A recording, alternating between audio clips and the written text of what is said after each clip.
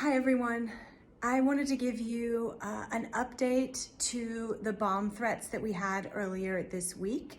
We've been working with Fort Worth Police Department and their Division of Homeland Security ever since Monday. A couple of things is that they were able to trace the IP address of the person who submitted the form through the Contact Us page to Canada.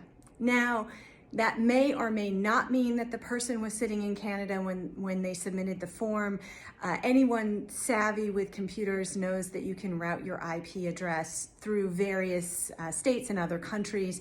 So that's as much as I know about that. So I'm not assuming the person was in Canada, but that's just a piece of information I thought you might want to have.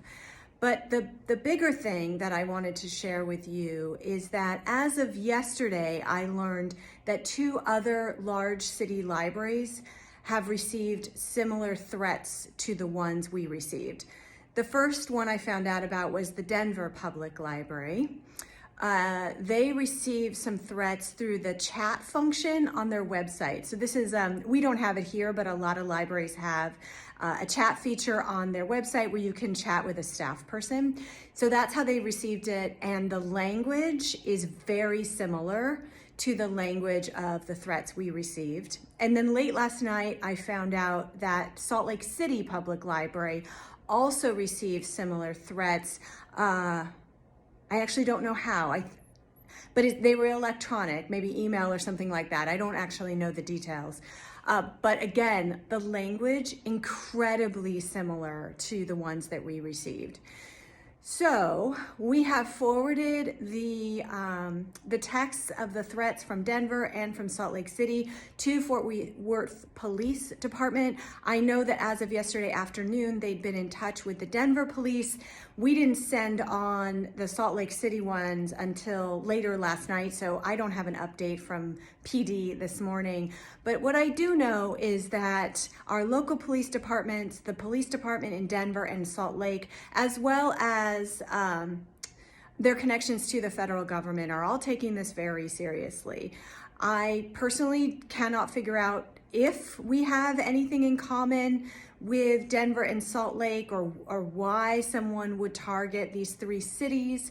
We also have an inquiry out to a national library directors list asking if any other libraries have received these threats. That's actually how we found out about Salt Lake City. So if there are updates beyond the one I'm giving you today, I will let you know. But at this point, it is out of my hands. It's out of the library's hands, honestly. We have run this up through law enforcement channels, and there's nothing else we can do. I hope everyone is feeling okay. I know that situations like this can be very scary. So I want to encourage you to do what you need to do to feel whole, to take care of yourself, take advantage of resources that the city has, such as the Employee Assistance Program if you need it. Talk to your coworkers, talk to your supervisor, talk to your family. I personally do things like I exercise a lot. So whatever you need to do to feel that like you can return back to normal, I want to encourage you to do. Again, a huge thank you to everyone. This was an unprecedented situation, and I know that everyone did the best that they could in the moment. Did we have gaps? Did we make mistakes? Absolutely, but I am so proud of everyone for rising to the challenge and when we asked you to do so. So if you have any feedback or comments or questions for me, please do not hesitate to communicate with me. As always, thank you for everything that you do for our community every single day. Bye.